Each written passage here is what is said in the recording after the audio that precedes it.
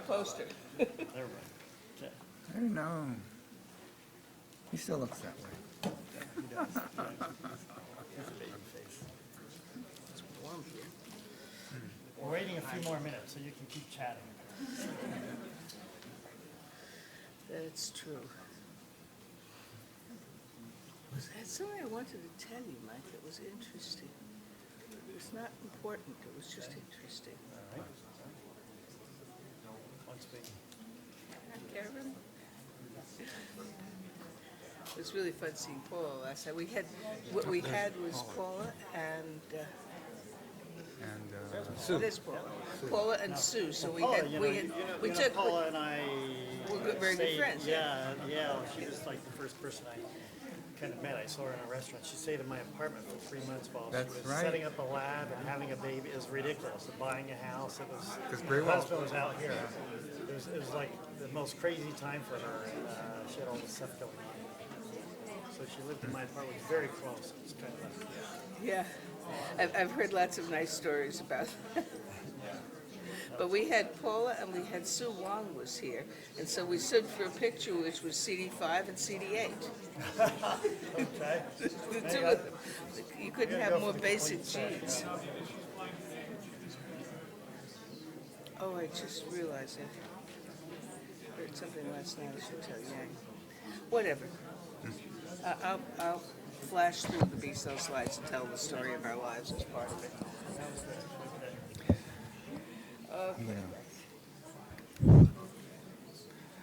Okay, welcome to the Len's 80th birthday symposium. I'm Vernon Oi, and I've been out of science for 25 years? Yeah, I think so. All this time, Len's been here, and the thing that amazes me the most is I could never have survived what Len's done in his entire career. I mean, we started off, and we knew that there were lymphocytes. And, after the facts came into being and we had a few antibodies and the monoclonals came around, Len's whole lab created this massive chaos. And that all of a sudden, everything started being identified and cells were given different kinds of names and factors came up, and frankly, I couldn't keep up with it, so I left science. But Len's done that, and he's done a marvelous job, and we're here to celebrate his 80th birthday. So one day before his actual birthday, my first happy birthday to Len.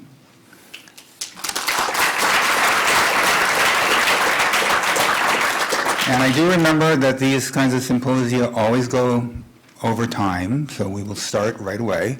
Our first speaker today will be Mike Snyder, who is the chair of the Department of Genetics. Okay, thanks. Well, on behalf of the department, I'd love to welcome everyone here, and it's really a great pleasure to see so many people here. It's really hard to imagine Len is 80. I think everyone who knows him knows he acts like he's probably more like 15. And I mean that in a very endearing sense because he's really an enthusiastic person. He loves science, and he's just fun to be around. Somehow when you're around Len, you're just a lot more cheery than otherwise. And so I just love his enthusiasm for science. And so it's really great to be able to celebrate this event. Just a few words. Len has obviously had, and Len and Lee, because they really come as a heterodimer, they've really worked together over the years and really transformed, I'd say, the genetics department, Stanford, and science in general. And you've heard some comments from Vernon. The invention of the fax and its applications for tearing apart the immune system and providing a level of understanding that really would not be possible without their contributions has permeated the institution and science. I would say the other big factor, which I come to appreciate more and more literally every month, is how many prominent people they've trained in the field. And it seems like every month there's somebody who, oh yes, I worked for the Herzenbergs, N number of years ago. And it's remarkable. In fact, they're at so many places, including Stanford, and it's great we're going to hear from some of them today, but it's really just a tiny fraction. And I've come to think of them really as the Kevin Bacons of science. You really only ever 2 degrees of freedom away from Len and Lee, it seems. You always know somebody or you've been very close to them. Anyway, it's really wonderful to have this celebration. I will just say, Lee asked me to say a few words about the genetics department and where it's going, which, to be honest, is in large part because of some of their inventions. And the genetics department is really transforming itself right now. We have 10 positions open over the last several years, and we filled 5 already. In fact, you're going to hear, that's not counting me, I guess I'm the 11th. But you're going to hear from the very first one of those, Carlos, in a few minutes. But we've hired a lot of people in the area of, I would say, genomics, and these days genomics and genetics are almost becoming synonymous. And we've hired Billy Lee, who works on RNA editing, Monty Winslow, who works on cancer genomics, Will Greenleaf, who works on single molecule sequencing and other technologies. Recently, Aaron Gittler, who's not here yet, who works on ALS, and the genetics of ALS is coming. We have 2 other offers out. We'll see how those pan out. And we have 3 more positions open. So if you know any superstars, we are looking for best athletes, meaning we're not necessarily restricting ourselves, although you can notice a little bit of a genomics theme going on. But we would like to hire some more medical people. I do see at least some of the direction this will be going is to help transform the area of personalized genomics and personalized medicine. As we go forward, I think the department's really well positioned to do this, and I can think of no better area in which we can have impact in the area of immunology and thinking about the immune system and its effect on personalized genetics, personalized genomics. And I think this is where the symposium is very timely in thinking about these sorts of things. And so I think some of the things you'll hear about B cells and such will very much fit into this whole vision.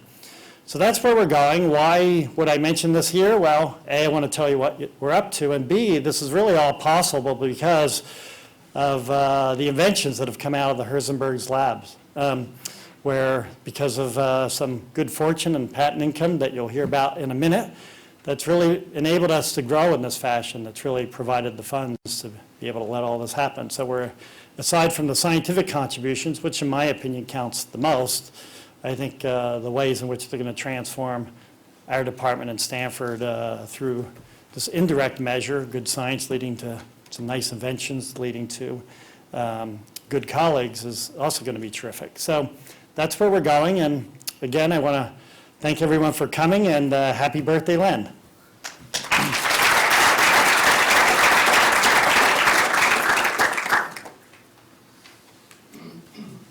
Well, thanks, Mike. I think we have Kirsten Leutre next from OTL, and I don't know, and whether Kathy's going to join. Okay, so Kathy Koo also.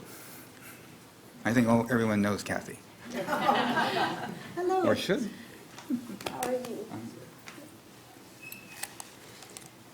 We are delighted to be here. Happy birthday, Len. I've known Len 30 years. Len has had a 40-year history with OTL, the Office of Technology Licensing. We think of biotech and Silicon Valley as having started in the early 80s. Len was always way ahead of his time.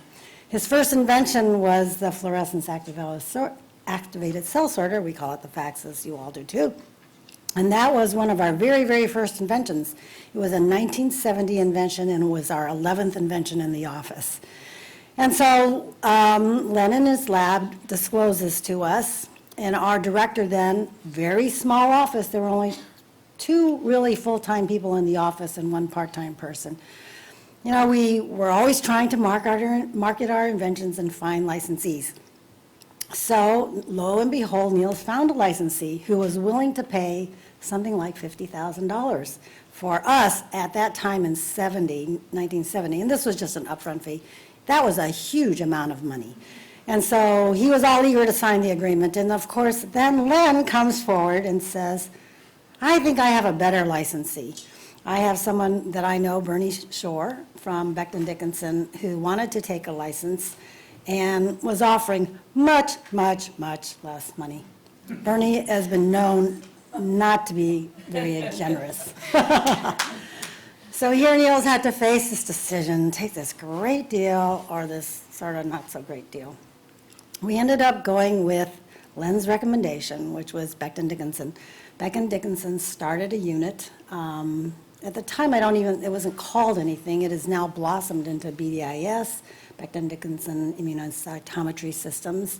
The fax became the linchpin for that division, which then became very, very profitable among the BD, Becton Dickinson companies. And they grew this whole reagent business around the fax also. So I think BD should thank Len. And definitely, he made their company be vibrant, considered new, and bringing forth new products. So it was great. And then, of course, Vern then went to BD also. So Becton Dickinson has a lot to be grateful for to Stanford, I think, and Len. Len was ahead of his time. He was doing monoclonal antibody work with Kohler and Milstein early on. We have a lot of his antibodies that we still license, and they generate royalty income. And then our big invention was, of course, the functional antibody case that Kirsten is going to talk about. But thank you, Len, for being our biggest advocate. He really is. When he won the Kyoto Prize, he wore our T-shirt, which we were really pleased about. He's a walking advertisement for our office. And we thank you for all your innovations, for your support of our office, and for all the things that you've done for our office in the past 40 years.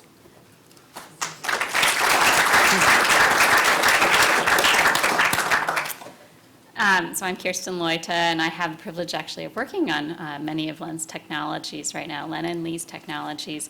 And I'm going to wish you a happy last day of your 70s instead of happy 80th.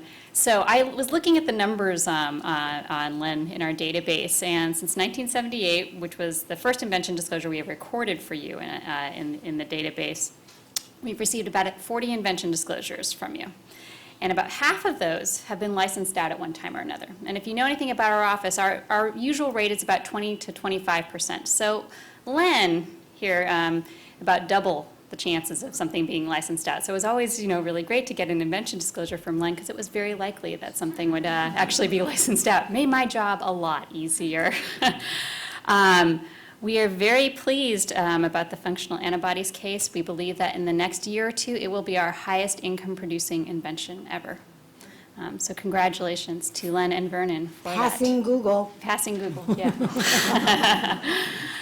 I was going to share a brief story about the first time I met Len. And I don't know if he remembers this, but I started at OTL 15 years ago. And one of the things that I've learned over the year about Len and Lee is that they treat everyone like family.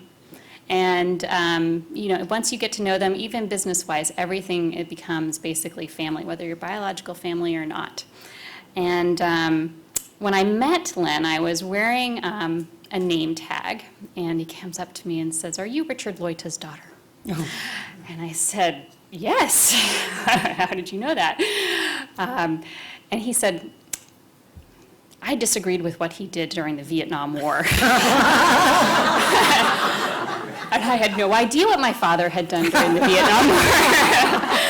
But it was wonderful, because that prompted me to go home and talk to my father about what he had been doing at the time. And at the time, he had been working for SIVA, and he had been testing these drugs of abuse assays that he'd helped develop. So, Len, you helped me to get know my own family better because of that. So thank you for that insight. It also taught me that the Valley is a very small place, and there are hidden gems about everybody.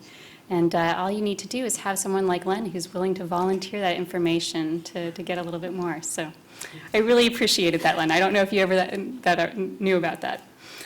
Len is also a really loyal and supportive person, as Kathy was mentioning. And a number of years ago, she said, he's been wearing this OTL T-shirt that we'd given to him. And I feel like every time I would meet with him, he'd be wearing that shirt. And I felt like either he really loves this shirt, or he knows I'm coming over, and he's actually wearing it in support of us. And either way, I think it's both ways, are incredibly complimentary and very thoughtful. So instead of giving you a birthday card this year from OTL, we're giving you another shirt. And this one is customized for Len.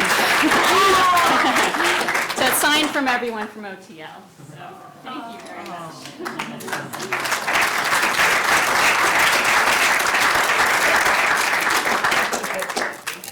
And we have some more things that he can just parade around of OTL, a little mug, I'm sure. That, you don't need this. And then the light shines on you. Thank you.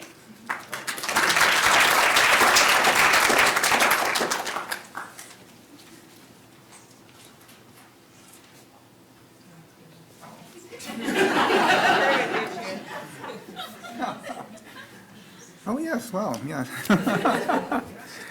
No, it's funny. Anyway, actually, Lee. I don't think Lee needs an introduction. That's such a hard act to follow. Yeah. I don't have a birthday present. Oh, you are one. I am. Okay, I chose to use the podium mic. I think if I stand out here, you can all hear me. It's being recorded, go back. Oh, okay. The trouble is, I can see all. It's like everything else, things are made man-size. And that's a little bit of a problem for us little women, and it makes a difference. And a lot of things made a difference. And Len made a difference. So if I'm going to tell you stories about Len, and I had prepared a completely different talk, but everyone said you'd like to hear some stories about Len, and there are some, and they're very important. When we first started, I could not get in to Caltech where Len was a student, although I was really very well respected by the department and encouraged and pampered by the Caltech biology department. But I could not matriculate there because they didn't accept women as graduate students or as postdocs. During the time I was there, they started accepting women, and the first woman who was there was Alice Tuttle. And she was a model. She really was. I mean, she meant women could go into science, and we decided, we didn't even decide. I mean, just Len and I did everything together. If he was going to spend hours and hours at the lab, which was, nights, mornings, days, weekends, whatever, I wasn't going to go sit and draw pictures somewhere. So I shifted away from my original interests that I had and became tied into science and just loved it. And I love what was going on at Caltech because Jim Watson had just come back with the double helix. That was a hugely important time. Matt Messelson was there. It was like a time of, if you look at it, maybe more than half the professors in that department won Nobel Prizes by the time we were some age or other. And it was just a very exciting time when you really learned to love the gene, genetics. I mean, Sturtevant was there, Fly Genetics, E.B. Lewis, all of these people. And they treated the department like family. So I came there, I was Len's wife, I wanted to work in the place, they made a job for me. They said, you can take classes here, we'll give you letters. I took those letters, I eventually parlayed them into a degree at the Sorbonne. But that's how I started my going. And Len was just right there with me. I mean, Len just expected me to do as well as anybody else who was there, and there was no quarter given. I either had to make my arguments correctly or I didn't get there. And so we argued science through all of our lives the same way. And all of you who've been in the lab, Aaron told me some great stories about arguments that we would have at seminars. And Aaron said he went away kind of quaking, well, what's going to happen? I mean, they had such a strong argument over this, and they really disagree.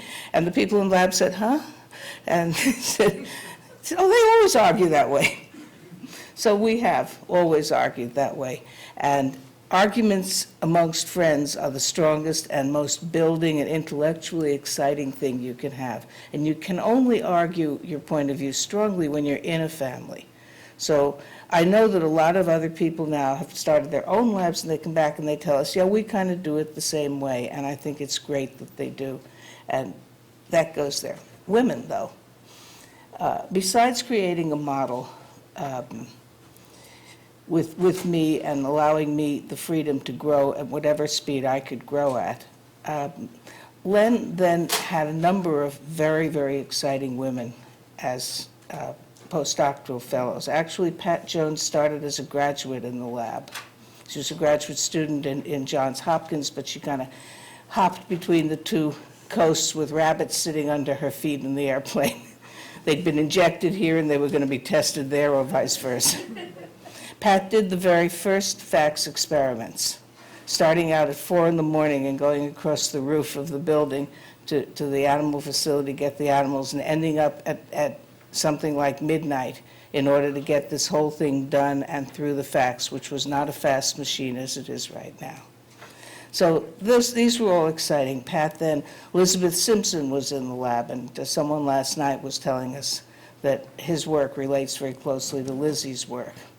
Johanna Lage Stair, Ethel Jacobson. There were always scientific women. Well, that's no surprise now, but at that time, very few labs had women in them.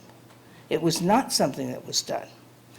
And then Len sat on a number of committees. We ran a number of the important immunology meetings at the beginning of immunology. And Len, if he wasn't on the program committee, saw the programs for all of those meetings. And his question was always, where are the women? Oh, we don't have any qualified women to do this. We picked the best qualified people. Oh, yeah? At one point, he pushed me to deal with this, and we said, oh, there was a meeting where they said, we picked the most qualified people for this program, and there just were no women who did this. So we got together, Bunny Koshland, me, I forget who else, and we put together 8 women and said, well, we'll have our meeting at another, in the same meeting place, but we'll take a day and we'll have our meeting. And after all, you've got the most qualified and the most exciting program. Nobody's going to come to us but a few women. The program got fixed. It was those kinds of things that Len did that made it such that one day microbiology came in right after immunology to Asilomar. And so immunology was packing up and checking out, and microbiology was coming in. And one of the people from microbiology said, hey, how come you have so many women in your group? And we said, because we try. But immunology was a forefront field for women, and a lot of that was due to Len just getting in there and seeing that that would happen. It's not something he's often credited for. Another thing that somebody just came up to me with more stories about the minorities admissions programs here at Stanford. Len ran the first MSTP, and he also ran the first of the minorities programs. Well, I guess Lubert Streyer's wife and I, Andrea, and I actually ran these programs, but Len started the program, which was to bring kids over from East Palo Alto and get them into college. And through that program, with the help of the College Board, because one of their people really got involved in the program, we broke the color barrier in California. We got kids into every college. It was the first set of black kids to go into colleges across California. These are just things that we did because work is family and family is politics, and the politics that you do at work rubs off on everywhere else. And just yesterday, I realized that I'm on a new political kick. And Mike is going to love this because it's going to land right at our door. Somebody sent around a kind of one of the usual notices, we're having a TGIF on Friday, everybody should come.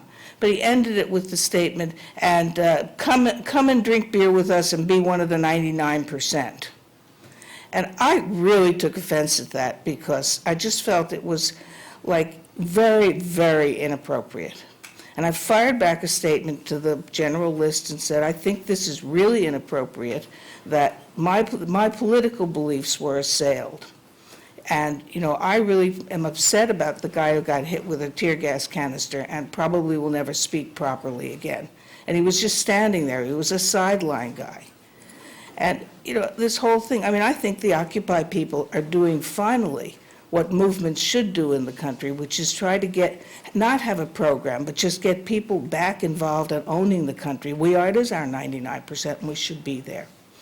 But this thing sort of kicked back and forth, but it suddenly made me realize that I have been offended for years by all these things that come out on Friday things saying, come drink beer. Beer is the big thing on the thing. Now, we really mean come and be friends with the people in the department. Suppose you're Muslim. Just exactly what do the Muslims think when they see something being advertised as the main thing we do is beer? It doesn't have to be that way. It can say refreshments. If the only reason you want to come is to drink beer, well, go off to some pub. So I'm really going to start a campaign because I think it really is non-respectful. And I've always been annoyed by it, and I never really realized why. I feel a little bit put out because I only drink wine. I don't drink beer. But I mean, it's this kind of thing. I got notes from people in the department saying, thank you, I would have said this, but I didn't have the courage, graduate students. And I just think, there are funny little things like this that are our workplace and our family. And I get really annoyed at having to go to this respectful workplace training and all the garbage that they give us. But honestly, it is a nicer place to work because you don't see slurs against women, because you don't see these kinds of things going on that you used to see. So those are the stories for me and for Len. It's how we've lived our lives, and our lives are our lives in the lab, and any politics we do are part of that. And I wanted especially to thank Vernon, because we would not have this meeting without Vernon having said, come on, you got to do this. And so he's been sort of supporting and helping to organize it and running it. What you don't realize is that what was being said about Len, about the chimeric antibody patent, is also Vernon, because he was the person who actually made that happen, as everybody knows in our lab, and that's the last set of stories to tell. Everyone knows in our lab that Len doesn't do experiment detail. He doesn't do it now. He's having a really wonderful time reading. That's his idea of retirement, is to read anything, get his hands on. But Len has always been the person who understood the great ideas and that this is really important, this needs to be pushed, chose the directions for the lab. Every 2 years, I used to say he brings me home a new baby, because every 2 years he would go find another field, read it up, and say, this is where we're going, this is really important, and bring that in. Well, I could never de-adopt the preceding babies because he would land on my lap all the experiment detail. And so that was how the lab ran always, and still running pretty much the same way. Well, Len will still come back from reading and say, he's right. He's right so often it's horrible. But Vernon will remember that, and for all of us in the lab, we do the experiment detail. We actually make things happen. And it goes together. There's no two sides to this hand, and that's how the lab is. And there's no two sides to the department either, in the sense that a department that really knows each other and functions together as a family and can actually take up real arguments and things like I was just bringing up and really discuss these, that's a strength. And I'm seeing that growing under you, Mike, and I really love it. I just think we'll go out in a blaze of glory, Len and I, because this department is becoming really super fine. And Vernon has really, been doing a lot of that with us, and I really thank him very much for this. What was say again? Time's about up. My time is up. I have more time. I want you to know this. No, the only other thing I was going to say, and I just have to put in a plug for B cells. And B cells have been my thing, and Len's thing has been everything else. Facts and all these wonderful things. Oh, I know there was, I'm sorry, all sorts of things are running through my mind, but apropos of what Kirsten had said, it was a political argument, by the way, with your father.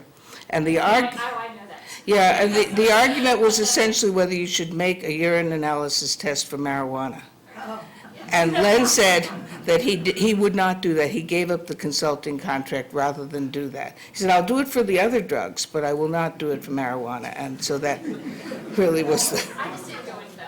Oh, you don't need to. I mean, your dad was doing what was the thing at the time. I mean, this was a very minority view. But we lived in a community where that minority view was important, and we just did not want to see that happening. The other thing is that BD is arguably the first biotech company, BD, and the fax is the first biotech instrument. And the reason for that is that if we want to define biotech as being centered on looking at gene expression in one way or another, then the fax was built from its beginning to be able to see the expression of genes. That's exactly what Pat was doing, was looking at the expression of, in that time, Ig light chains. But all the way along, that's why Len built it. I used it for immunology. Len got into immunology with it. But Len's never been an immunologist. He's always been a geneticist. I think we would never argue that his focus has been genetics. That's why he went to clone the genes, and I remember saying, I don't know, is it important to clone CD5, CD8? I mean, they weren't CDs at that time, but is it important to clone those? And Len said, yes, absolutely. He built the lab and just set it up to go for that because he saw genomics coming. I didn't. And I don't regret I didn't because the other half of me saw it, so I was okay. But with all of that, that's that kind of interchange, the kind of vision, that is what he's brought and what he continues to bring. And to the extent that I can help it, I'm going to help it. To the extent any of the rest of us can help it. But I do think that OTL should take credit for supporting the first biotech instrument and really seeing it that way. I don't think we've ever written it that way or talked about it, but we should.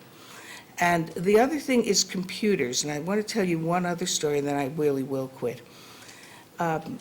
You all know Dave Parks, and many of you know Wayne Moore. Wayne was a maverick. At age 25, he wound up, even before that, he wound up in the lab, even before he went back and almost finished his undergraduate degree. But I saw a story the other day about Larry Tesler. It was in the New Yorker, and it was telling how Larry Tesler had shown Steve Jobs his windowing programs, and Steve Jobs had gone back, taken his entire team at Apple from what they were doing, and put them on to building a windowing computer. What they didn't say there, because they didn't know, is that Wayne Moore had also seen that stuff with Larry Tesler and had come back to the lab and had said, I can build a non-procedural interface. Huh, said I, because computers fell to me. Huh, said I, and he said, it means that you don't have a command line and give commands. It means you type and the computer knows what you want it to do. You know, we know that non-procedural interface. It's all at the ends of our fingers now. But Wayne said that, and he said to Len, I could build one that would handle the fax data and let you compute the fax data better. They said, well, you know, shrugged your shoulders, he really can build this? And he said, yes, I can build that. What do you need? And he said, well, I need a VAX computer to do that because I need the 32-bit address space. And Len said, what's that going to cost? And Wayne said, well, I'll go. And he came back and said, well, it's something like $3.5–4 million. This is what, 1970, 1980, what? No, 1983. And Len said, well, I don't know, you know, where am I going to get that kind of money to buy a computer? You know, just one VAX, and that VAX, this computer is, I think, 100 times more powerful than what that VAX could do. And it was a 20-foot train of stuff that was in it that we did. Len said, okay, if you can do this, the only commitment from you is I want to know you're going to stay here for 2 years and you're going to actually make this run and take care of this computer. Wayne said, okay. Every week, Wayne would come back to me and give me other reasons why we should do this. And finally, I said, Wayne, we agreed weeks ago. We're getting this thing. He just could not believe that somebody would buy someone his age that computer. But in order to get that, Len went first to the department chair, who at that time was Stan, I think. Yeah, and he said, look, I've got patent royalties coming in. I'll mortgage my patent royalties, and if you'll mortgage, if you'll lend me the money. And Stan said, no, I don't think we can do that.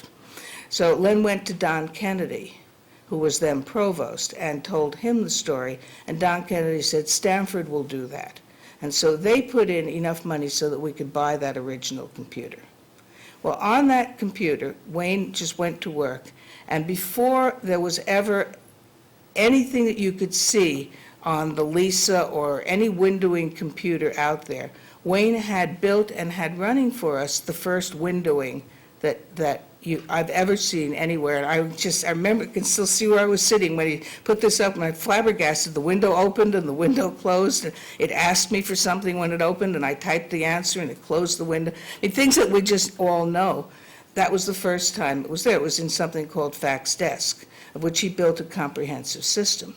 We showed this to Digital Equipment Corporation, who built the VAX, and their top engineers came down, and they said, this is wonderful. And stupid me, I mean, I actually did not realize what I was saying at the time, but I said, what I want is, can't you make it so that I have one of these interfaces at the command line? Instead of my typing command lines to run this computer, I just want to open the computer and click and point and do just like he did here and make the computer run. Well, they bought that, and they gave us several $1 million in the end of computer equipment and support to keep on building as we were building.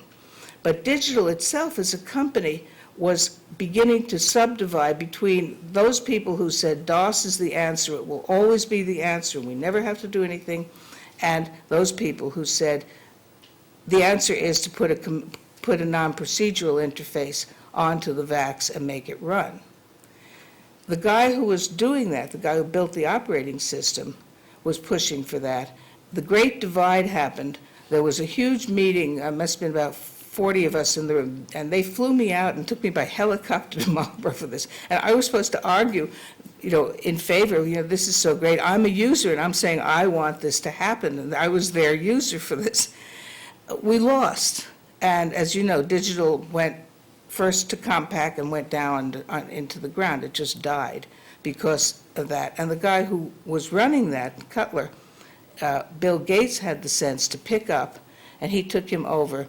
And apocryphal or not, it said that Windows NT is actually VMS. You just add one to each letter. And whether that's true or not, I don't know. But that's the apocryphal story of how Windows NT came from VMS. But the guy who had built VMS did it. And the sad part is that they'd left him at Digital. He was on a much better track than what Gates forced him to do, and we would not be struggling with, Windows again. So those are my stories. Len contributed to all of this in terms of actually driving the computer revolution, the biotech revolution, and all of this. And then we just keep merrily going on because, you're only as good as what's coming next. And so what's coming next is B-cells, and I'm really happy about that, but you'll have to come to the B-cell symposium for that. I do have one picture, though, if we can turn it on. Can we get this on? Does anybody know how to turn this computer on? Maybe you just go, Here we go. Is it up there? No, okay, well, somewhere's on here. Leutre. Okay. Double click. Okay. And we'll go to this. You see, there really were B-cell slides. There's a fact slide. Look, everybody, there's fact slides. This is the one I want, and we want to make it full screen. What, F5? Okay. Oh, wrong one. All right, well, we can just go down from that, though. Yeah.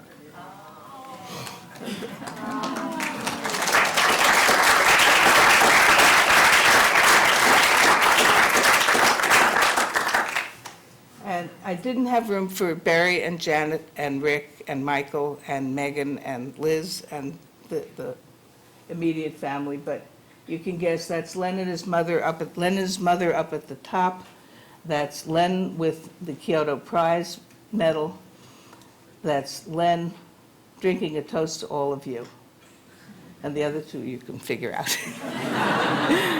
Okay, thank you very much.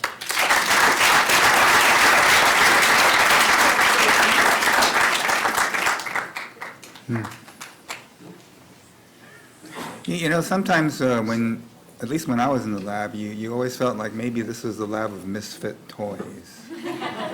Because, it was true, the lab was just filled with people from all different places. Some of it was science and some of it wasn't science. We had We had everybody in that lab. And it was always fun, and it was always family. And I'm not going to go into that because it's too much. But I do have a story for Len before we go on, and that is, how many of you used to go to see Benson Kanemoto as a dentist? And how many of you still see Chris Hamamoto? Right, we all do, right, in California? So anyway, Chris and her husband David recently visited me in Hawaii, dragging Chris's mother with her. And Chris's mother's name is Emily Hamamoto. And do you realize that Emily Hamamoto knows you guys? Emily Hamamoto was one of the only Asian American, Chinese American. Her name was Hamamoto, but she was a Chinese woman married to a Japanese man. And she was the only Asian American teacher at East Pali. And so she actually remembers you. So Chris Hamamoto actually has a tie right back to you. That's fantastic. Isn't it? I was just blown away.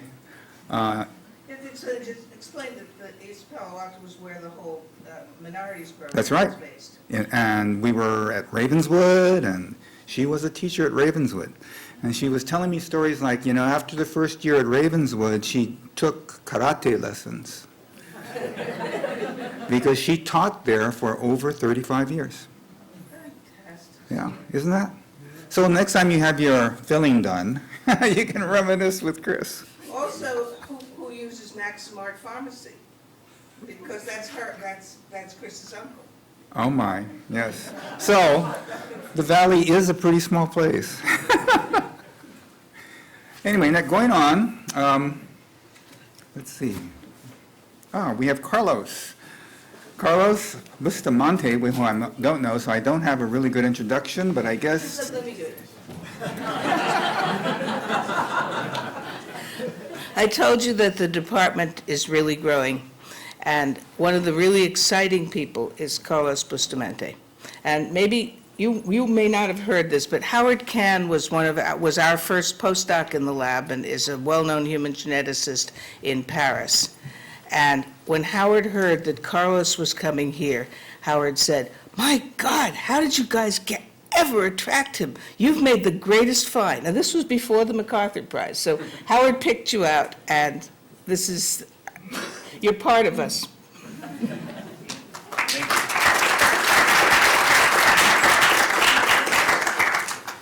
Well, I can't really tell you just what a tremendous treat and pleasure it is to be able to speak here today. When I was in the process of thinking about moving to Stanford, I knew there were many people with whom I'd be able to work and within the department, be it Snyder or Feldman or the whole sort of cast of folks. And one of the great real treats of the move has been to get to know the Herzenbergs better. And from the beginning, really, it has been really a sense of belonging and of family. And I want to thank you for this invitation to tell you a little bit about our work and where we are. And I want to kind of echo the, let's see if we can get this to work here. Sort of the importance of political engagement, as it were, and the notion that what we do in the lab and the views that we take on can actually have broader repercussions beyond just our own science. And I'm a population geneticist. My undergraduate mentor, the reason I went into population genetics is because I went to go work with a guy named Richard Lewontin, who some of you know. Dick was actually one of the only people, along with Feynman, to resign from the National Academy of Sciences because of the war. And Dick was political to the point of actually probably hindering much of his own science. And so I actually think that he's not the best model. I think you guys are by far a much better model where you do your science, but you stick to your guns and you stick to your commitments. And I'll tell you a little bit about how we've tried to walk that line in what we do. So in particular, I want to tell you a little bit about the current state of complex trait genetics. As many of you know, it's been quite successful in identifying common genetic variants that explain some modicum of disease risk, largely in populations of Northern European descent. And what is not said in that statement, or if you read between the lines, is that something like 96% of participants in genome-wide association studies to date have been of European descent.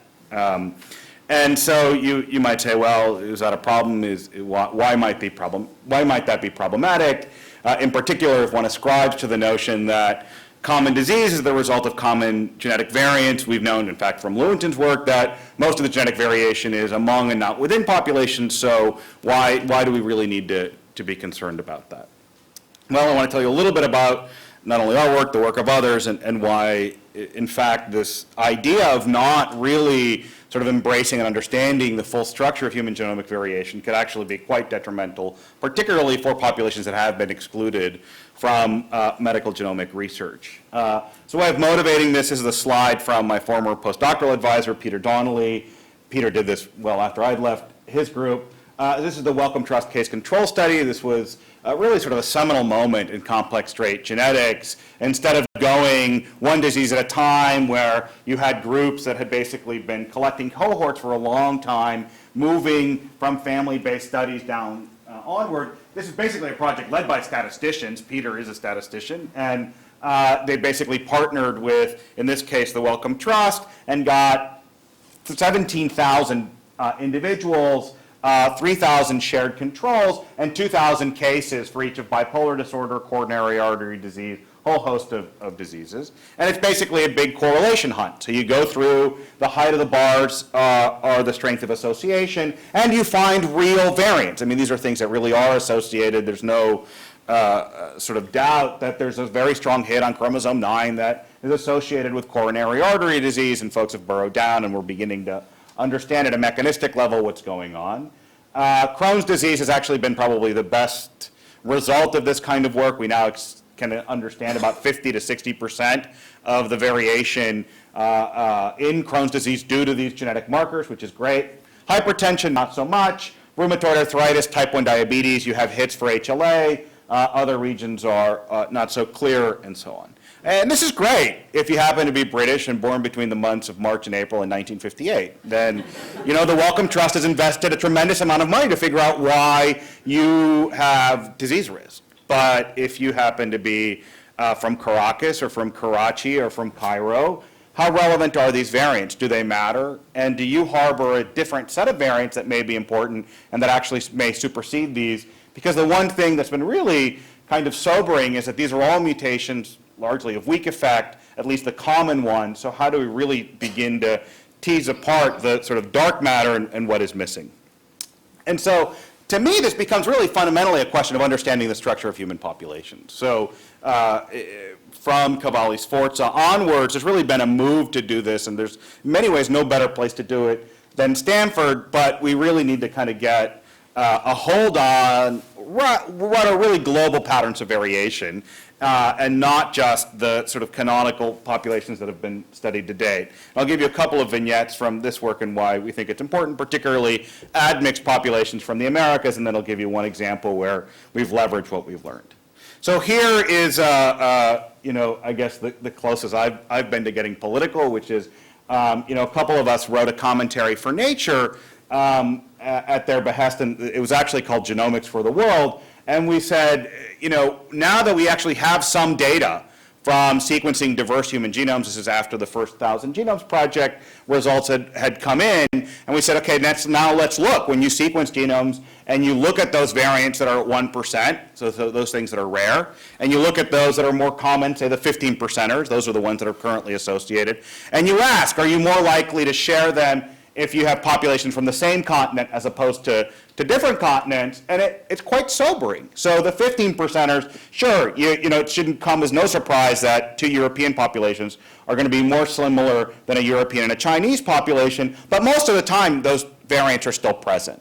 On the other hand, if you're talking about the 1%ers, the things that right now all the effort is going into, those things are very rarely shared across major populations. So right now what's happening, those same populations that have already been studied heavily are the ones that are now engaged in the next round. So instead of saying, well, we've now done 2,000 Europeans, now let's do 2,000 people from Colombia, 2,000 people from Pakistan, no, we're going to go do 10,000 people from Britain or 100,000 people from Britain, and we're going to get down to the 1%. That's exactly what's happening. And of course, that really will only benefit that group, and then the drug companies will say, well, of course, this only really works if you happen to be from this ethnic group where we did the study. If not, we're not going to be held liable. And there are now some really good examples of where medications have ethnic impacts. And so it really is an important issue.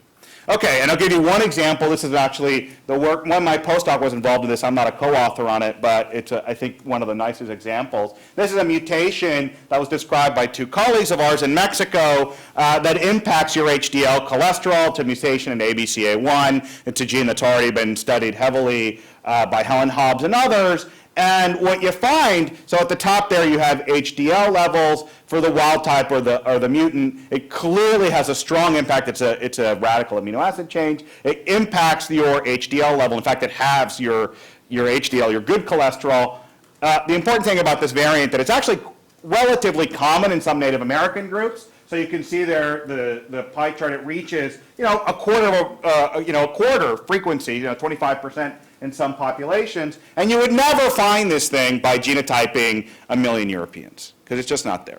It's a variant that's private to the Americas, but it actually has reached appreciable frequency, may have an important impact, and the only way you're going to find it is by studying these populations. All right, so what are we doing? Well, we're trying to put together the best collection we can on global samples that can be studied, and so in yellow, there is actually HGDP, which we heard about. We're extraordinarily pleased to continue that sort of long tradition here and with Seth on HGDP, and I'll give you a little bit of data on some things that Mike and I are doing in sequencing HGDP. It's probably the best sample out there. Green is 1,000 genomes, which is by far the most used public resource, and you can see there's some scattering in green. We actually argued for the green samples in the Americas. 1,000 genomes was first designed. They were going to do 400 samples from Africa, 400 samples from Europe, and 400 samples from China, because BGI was going to pay for the Chinese, and the Brits were going to pay for England, and so that seemed like a reasonable thing to go. And some of us said, what the hell? We're standing here in Cold Spring Harbor having this debate about having a project called the 1,000 Genomes Project, and we're not going to include anybody from the Americas. Does not seem like a bad idea. And some people said, well, the Native Americans, they had their chance to be part of HapMap. And, so you said, okay, what, so you're going to punish them? You're not going to do any more, so that doesn't get you off the hook. And so we said, okay, well, what about, I said, that's absolutely their right, and we'll fight for their right not to participate. You don't have a right to go in and take samples, but what about if you happen to be from Peru and you wanted to participate? How come you can't, give your genome to science? And they said, well, they're admixed. And you go, okay, well, what kind of crazy Victorian notion of race do you have that, there's the white man, the black man, and the yellow man, and that, man, and so. So they sort of said, wait, and so we got them to include admixed samples from the Americas, and then we've gone and really worked with the communities to include more samples, particularly from West Africa, and I'll tell you a story about samples from West Africa and how we're able to begin to trace parts of this transatlantic slave trade. Okay, so actually, it's a shout out to you, sir, because you were talking about the samples from Pakistan. So this is actually some of the first genome sequencing we've done from HGDP, and this has been done here at Stanford. We've now sequenced 53 of these genomes to a moderate coverage. In fact, we're now working with Complete Genomics because they've agreed to sequence 1,000 genomes, 500 from HapMap, and 500 additional ones, and so many of us are arguing that HGDP are actually the right ones to do. And this is giving you a sense of what proportion of so we found about 30-some million SNPs, about as many as was found by the 1,000 Genomes Project in these 53 human genomes. But more importantly, we find that there's a tremendous amount of variation that's missing from the 1,000 Genomes catalog. And this was when they sequenced just Africans, one African population, one Chinese population, and one US-based population. In particular, say the Son-Bushman, 30% of the variants that you found in Son-Bushman are not in the current 1,000 Genomes catalog. And the same holds for, these are all chosen because they're not part of 1,000 genomes, so the Yakut are a population from Siberia, Mayans, from North America, Cambodians, Mozambique, the Pathan, So you're talking here the Mabudi Pygmy populations that are actually going to be well underrepresented, and we're trying to address that. Okay, so the two vignettes I want to tell you about in some more detail. The first is the work on population genomics in the Americas, and the second one is a neat story about mapping a gene for blonde hair. So there's a project that began with trying to understand patterns of variation in so-called admixed populations, Hispanic, Latinos, as well as the Native American populations. In the hash mark there, I'm showing you the locations of major slave importations during the Middle Passage. This is something that the African American community is extraordinarily interested in, and they'd love to use genomics as a way to reclaim a huge amount of the history that they've lost due to the barbarism of the transatlantic slave trade. And so we're trying to do that and figure out, what are the best ways of doing that, what we can say, the limits of what we can say from the data. And in yellow, so yellow are some of the admixed populations, including Mexico, the Dominican Republic, Puerto Rico, Colombia, and Ecuador, and blue are some of the Native American populations. So when you think about these samples, one way of beginning to summarize, and this is all a couple 100,000 SNPs, each dot here represented an individual. You're projecting them into the major axes of variation. You have a corner of diversity space of Native American ancestry, European ancestry, and West African ancestry. You can just imagine, right, what are we missing by only doing our studies in this part of the space? The beautiful thing about admixed populations is that they run the gamut from individuals that, they're all over this triangle. And so Mexicans, for example, run anywhere from 0 to 100% Native American ancestry. Ecuadorians, Colombians have three-way ancestry. Puerto Ricans do as well, and I'll tell you a little bit about the work we're doing in Puerto Rico. And then there are populations like the Dominican Republic, which is half of Hispaniola, where Columbus landed. They largely have a 50% West African, 50% European ancestry with a little bit of Native American ancestry. But if you live in the Dominican Republic and you're dark-skinned, you call yourself Indio. You don't call yourself Negro, because there's a huge amount of racism and discrimination against the other half of Hispaniola, which is Haiti. So this is one of the things that we're working on and trying to engage the community in that. There are also differences between the autosome and the X. The X, of course, being much more Native American and African than the autosome because of what we gingerly call sex bias migration. Namely, these were European males that arrived and took West African and Native American female brides, as it were.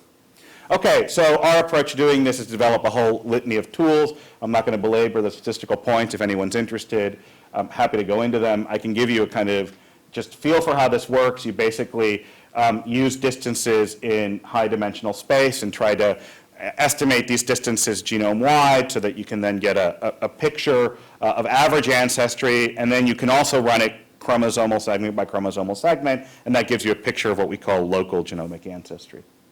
So here are some numbers. For example, if we look at, this is the work of a former graduate student, if you look at 5 different admixed populations, and you look at a series of different Native American populations, you can clearly see the percentage here is FST, so it's a measure of distance. The smaller it is, the more similar they are. So you can see, for example, in the first row, that Mexicans have much smaller distance to the Nahua ancestral population, or Nahua Native Americans, than they do to others, with Maya being next. That makes a tremendous amount of sense. Nahua are actually Aztecs, so this is exactly who you would predict. The Aymara are, in Bolivia and Peru, and so are the Quechua, so it makes sense that they're further away.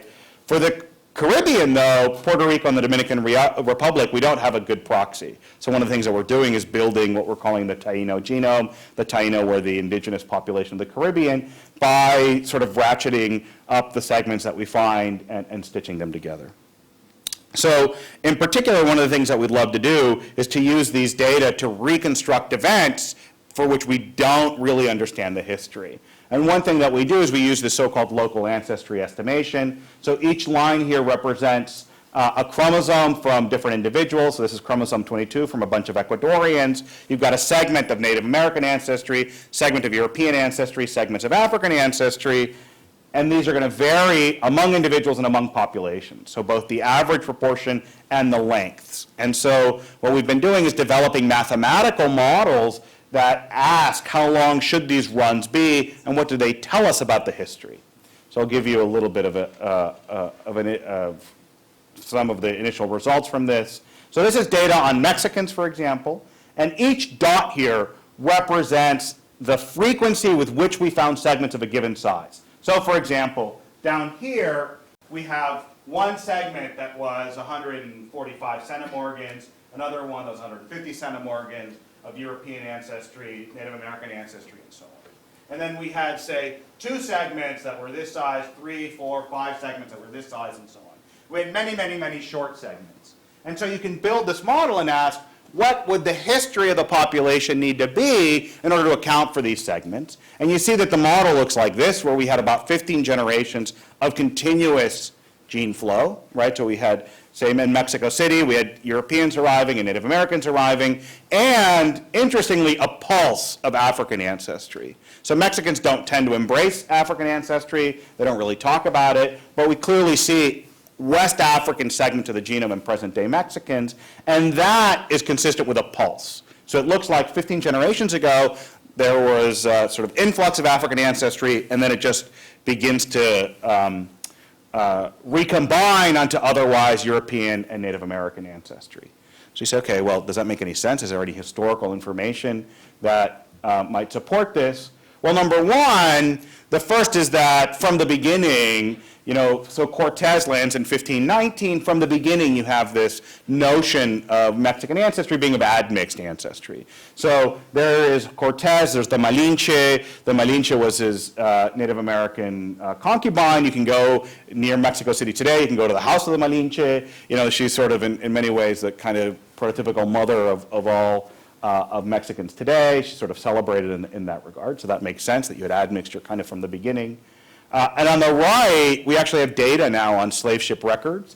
So you can see that in Spanish Central America, there really was a pulse of slave ship records that came in between 1600 and 1650 and then stopped.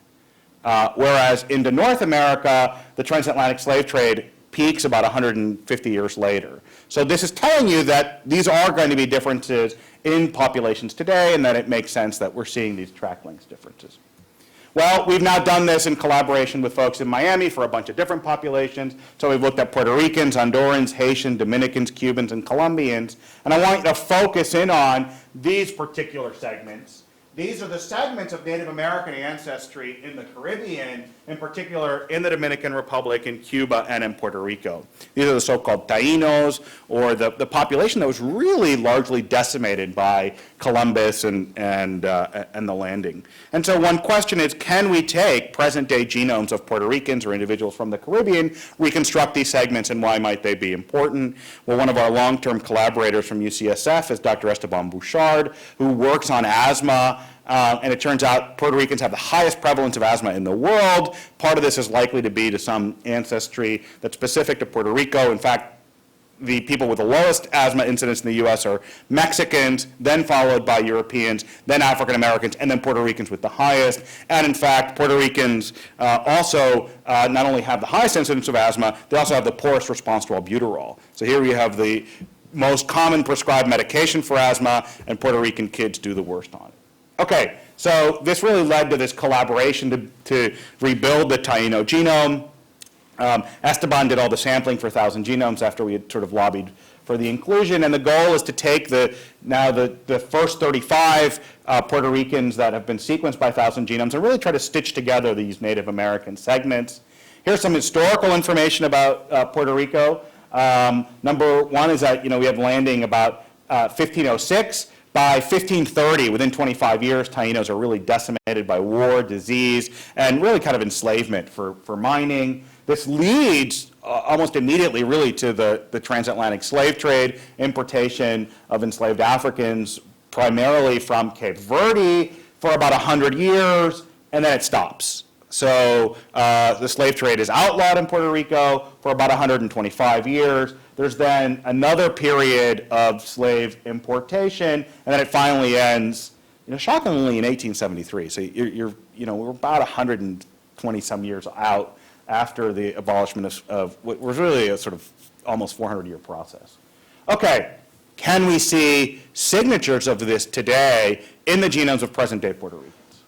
So what we did is, again, we did this admixture track length analysis. We see this sort of pulse of Native American ancestry in yellow, the African ancestries in blue, European ancestry in red. It is consistent with this model of sort of arriving Native American ancestry sort of decaying over time with continuous gene flow, largely of European and some African ancestry.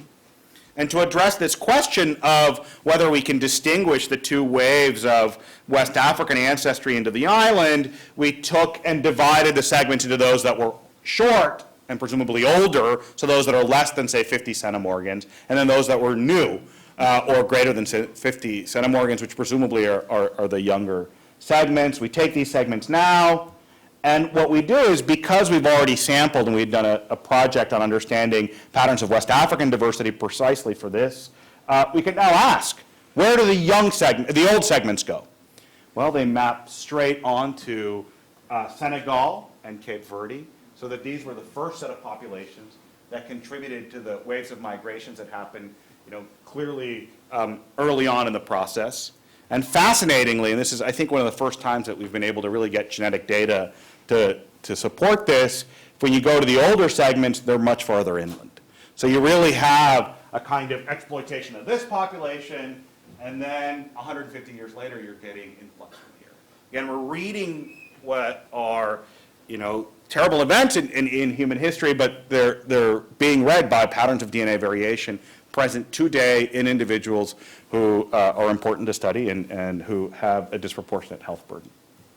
Okay, so in order to make this available to the community, we're building with the University of Puerto Rico a consensus genome. So we've taken the segments of Native American ancestry, we've put them together. On the left-hand side are segments of double Native American ancestry. We've only got 35 parents that have been, so 35 trios that have been sequenced, so 70 parents. There aren't that many double Native American segments, but there are many segments where we have at least one Native American chromosome. We're figuring out how to stitch that together. I have a graduate student actually in the lab who's been working on phasing algorithms to do that. So this is great. We're super proud of this work. When we talked about this, so the take-home message is there's tremendous variation in Hispanic Americans in admixture proportions. We can begin to understand this and link it back to historical processes. So when we first talked about this at ASHG, so this is all work that's this is unpublished. We talked about this 2 weeks ago at ASHG. Nature was super interested in it. They took and ran with the story, and they called it Rebuilding the Genome of an Extinct Ethnicity. And they begin with this project. Today, the genomes of most, if not all descendants of there are no Taino people left today, Okay. Well, it turns out that there are people who self-identify as Tainos.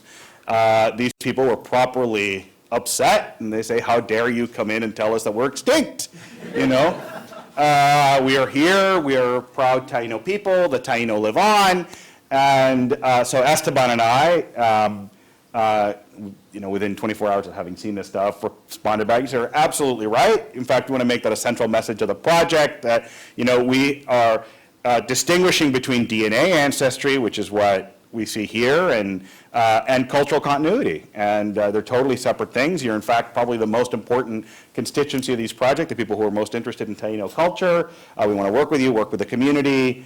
And they were very sort of taken aback that scientists will write back and take their concerns seriously. It turns out there's a political issue within Puerto Rico. These individuals aren't given a tremendous amount of respect. Many of them are in New York. They agree and understand that they don't have a majority of Native American ancestry. Nonetheless, are very interested in their Taino roots. And we're quite happy to work with them and figure out ways that we can sort of frame our scientific arguments within the context of what they're interested in. It's a very interesting, it got us into this, some very interesting discussions about what is it that we mean when we talk about ancestry and genetics and race and how do we link this back, and that the discussions that we have go far beyond what happens in the lab, but rather they have broader repercussions. All right, so I already gave you some of the take-home messages. We really need to increase representation in medical genomic studies, and we're figuring out ways to do that, and we're pressuring NIH all the time to do it. And I ended up now on NHGRI Council, and it's the first question I always ask these guys, and so anyway, we're pushing that front. All right, I want to end with one particular vignette that is kind of cool and interesting, and I think points in the direction of why this might be worth it, in the sense that we are going to find things that may be new and unique and interesting. And I'm focusing here on a very cool phenotype. This is the Solomon Islands. They're off the coast of Papua New Guinea. And I had a postdoc who came to me, and he'd done his PhD thesis in this part of the world. And he said, Carlos, you got to see these beautiful kids. They segregate for this, blonde hair, right? They've got this amazing blonde hair. And he came back and he had these pictures. And I said, Sean, dude, look at that serviceman's jacket. I can tell you why that kid has blonde hair. It's not a tough issue to solve, right? The sort of Captain Cook allele. He goes, no, I don't think that's the case. And I said, okay, fine. He said, well, what if I got a grant to go sample the kids? I go, yeah, sure, yeah, go, get a grant. Figuring he'd never get a grant, and of course he got a grant. And so he came and he got 1,000 samples. He got IRB approval. He got, all the parents to sign off, and we had these 1,000 samples, and he came back and he said, all right, I'm ready to genotype. And I go, I'm not going to spend I'm not going to genotype all these samples. He goes, no, let's just genotype 100. I go, 100? Are you crazy? Who's ever heard of a GWAS with 100 samples? This is not going to work, right? And he goes, come on, you got some startup? I go, okay, yeah, Herzenberg money, right? Let's throw some money at this. But then you really got to focus on your postdoc project, because you got to get out of the lab. And so I said, fine. So he took the extremes of the distribution. He took a bunch of the blonde kids and a bunch of the dark-haired kid, and he genotyped them. And here they are in the field. They did all these spectrophotometric measurements. And then he ran the GWAS and came back, and so those GWAS plots are often called Manhattan plots. We like to call this our Dubai plot. You see we have one sort of single spike on chromosome 9, and it's actually extraordinarily significant, and all of it's driven by that one peak, okay? So I said, okay, fine, there's probably going to be a gazillion genes in there. It turns out there's only one gene. It's 9p23 region. It's got an odds ratio of 30. It's like the largest effect size mutation that's been mapped by GWAS. So complement factor H has a GWAS, has an odds ratio of 7, so an odds ratio of 30.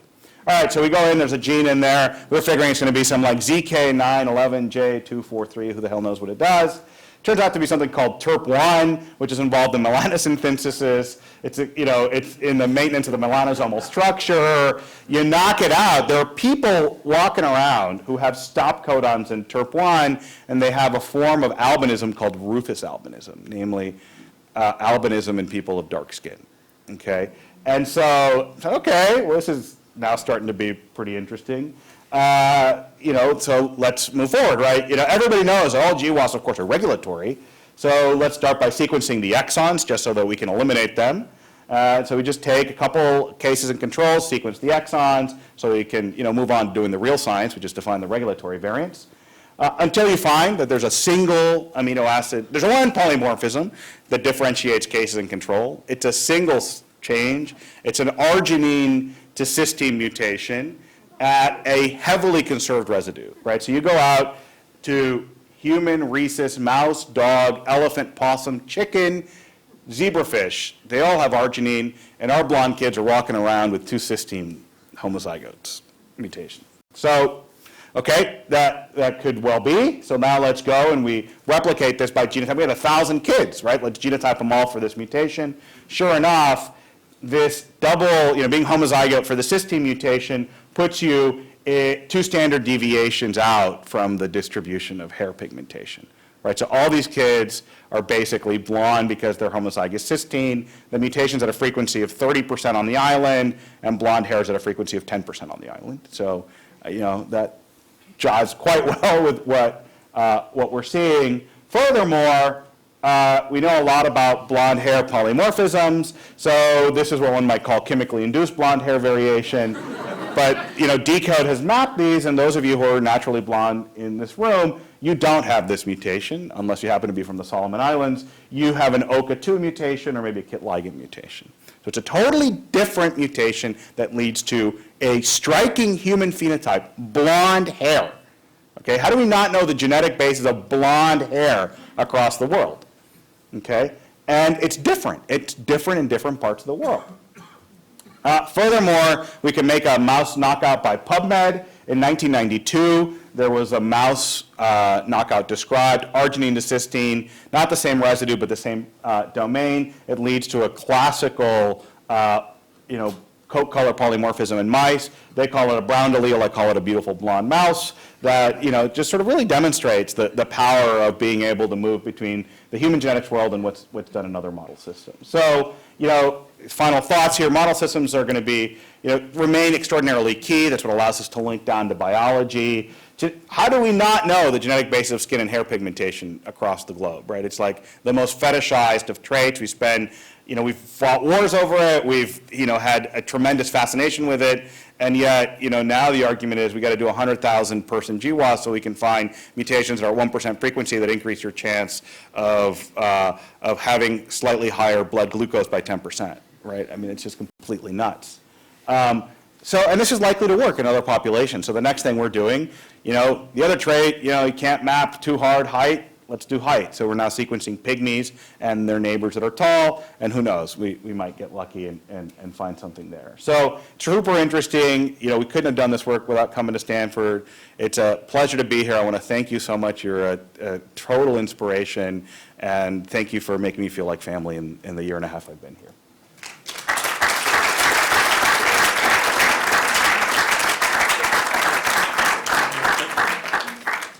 Happy to field any questions. Yeah. So did that mutation originate in Solomon Islands? Is there any evidence of that allele? That's great. So we genotyped it all over the world. We actually genotyped it in HGDP. You don't see it outside of Melanesia. We did see it in a couple of Fijians, but there are also reports of blonde Fijians. So it's likely to be the same allele. It's actually not young. So it's not like it took off after European contact and people thought blonde hair was cool. Rather, it seems to be, like most mutations, somewhere between 8 to 10,000 years old, but that's because given the huge exponential growth that's happened, like you just pick a random piece of DNA in the human genome, it traces back about that far. Yeah, Lee. Does it have any consequences for anything other than the hair color? That's a great question. So it does impact additively skin pigmentation a little bit, so the kids are slightly lighter, and that's an additive effect. We're now trying to map more of the impact on skin pigmentation, which is fascinating, right? There are dark-skinned individuals outside of Africa, and we don't know why they're dark-skinned and what the genetic basis of that is. In fact, the other project we have is we're exome sequencing now Son Bushman. It's a project of Brenna Henn, one of the postdocs in the lab, because we don't know what the ancestral skin pigmentation of humans is. Right? We all arose from Africa, so we sort of knee-jerk assumed that it was very dark skin pigmentation, but that's almost surely wrong, right? That's very likely an adaptation that has happened in some subset of African populations. If you go into the Khoisan or other African hunter-gatherer populations, some are as light-skinned as some of the people in this room. Yeah? So talking about that, so we're including more and more West Africans in the GWAS. So how similar is the East African population, and what are we doing about that? That's a great question. So absolutely. The question was, what about East Africa, right? So in particular, there's a tremendous emphasis now in studying West Africa, in large part because much of the ancestry of present-day African Americans comes from West Africa. In Nigeria has been a sort of model for a lot of work. What about East Africa? East Africa is super important. We've had some projects in Kenya, and we're super interested in the area. It's been somewhat more understudied, but there are many fascinating stories to be picked out of there. Absolutely. And in fact, South Africa as well, we've been working on hunter-gatherer populations from South Africa, and it seems like it's unclear whether the last great human radiation happened out of South Africa or out of East Africa. Mike? I had a question related to Lee's. Are these individuals more like the blonde ones, more likely to get melanoma or anything like that? No, that's a great question. We don't know. Yeah. We don't know. The other thing that's amazing about this population, here are some pictures of these beautiful kids, they're just really striking, is that, it is really one of the last places on Earth where people haven't gotten the obesity epidemic in the way that many other, Papua New Guinea, for example, today looks a lot like the rest of the world. These kids have very different, they still have, we looked at the BMI distribution. BMI is like 21, 22. The highest BMI is like 23, 24. So it's an amazing opportunity. It's a cohort we're hoping to establish and study because they may be doing something right. They eat fish all day and they fish and they're all in great shape. So it's great. Great. Well, thank you very much and happy birthday, Len. Lee, you want to introduce Val?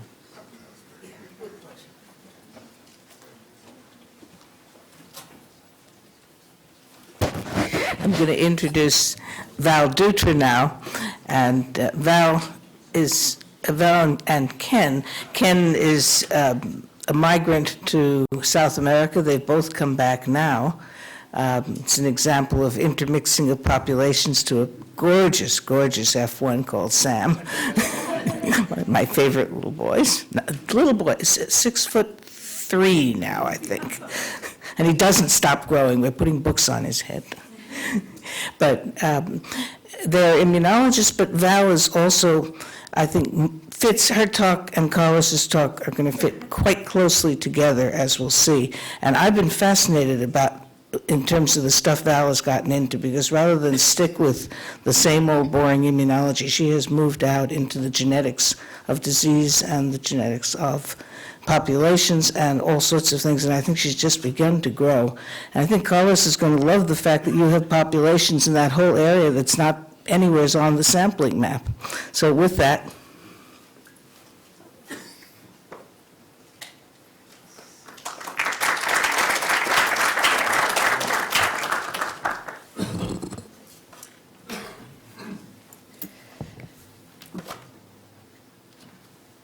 So it really is a great pleasure to be here participating in this symposium for Len's 80th birthday. Let me find here first the connection. Oh, Carlos, is this yours? That could well be mine, yeah. Okay. Well, I can use it if you want. Yeah, sure. Thank you.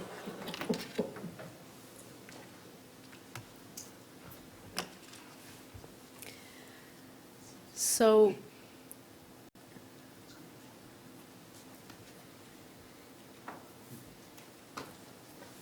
it really is a great pleasure to be here.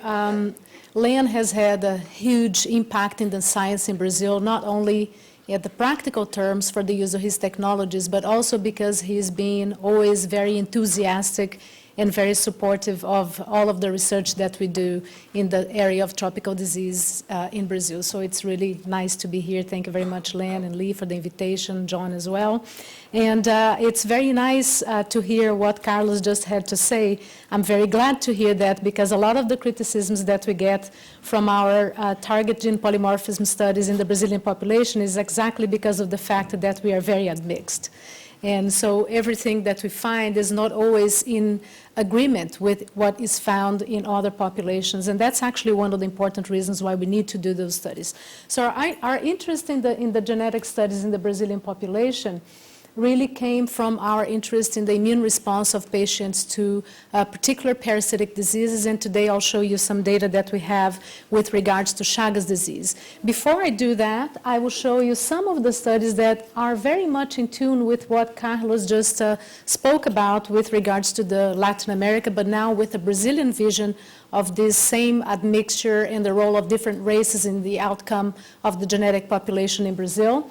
As a background for our talk, looking at the maternal lineage, paternal lineage for the Brazilian individuals, as well as some autosomic markers showing the very heterogeneous nature of our population at the genetic level as well.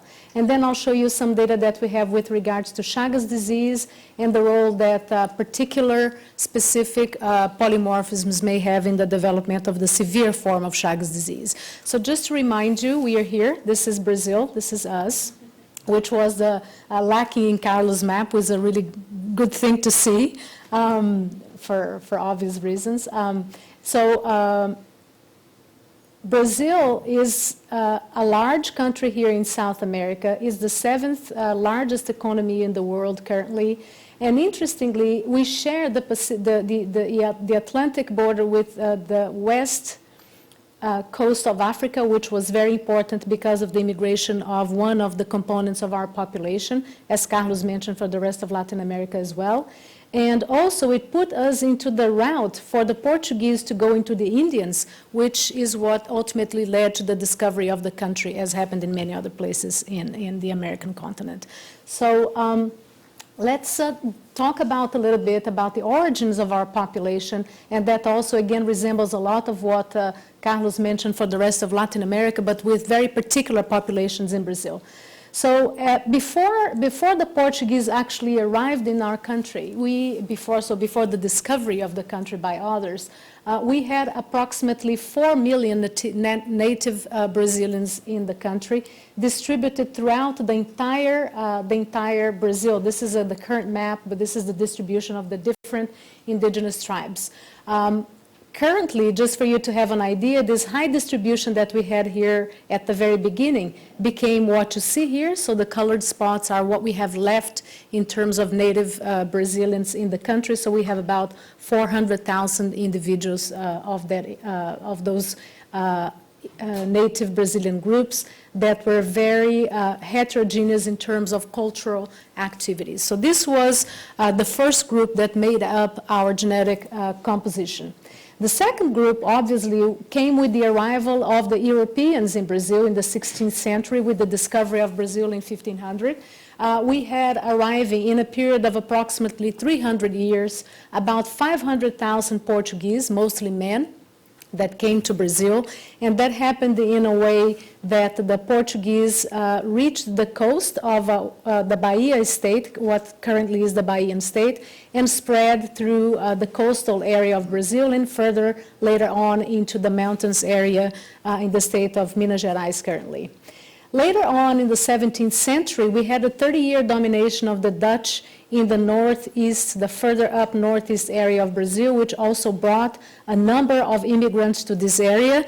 And later on, we had the opening of the seaports of Brazil by Portugal in 1808, and that brought the other immigrants, the Italian, the German, that occupied mainly what is currently the southern region of Brazil. In the 19th century, about three different groups came into the country and established themselves there. The Moroccan Jewish population, very strong in the Amazon area, Lebanese and Egyptians in the southeastern region of Brazil. So this would be about what we would have in terms of the composition of the European component at the beginning of the formation of the population.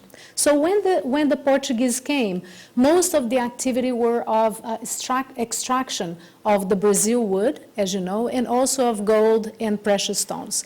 As the agriculture started becoming strong with sugarcane and coffee and so on in Brazil, there was the need for people to come and work in this particular plantation. So there came the third component of our population, which were the slaves that came from the African continent.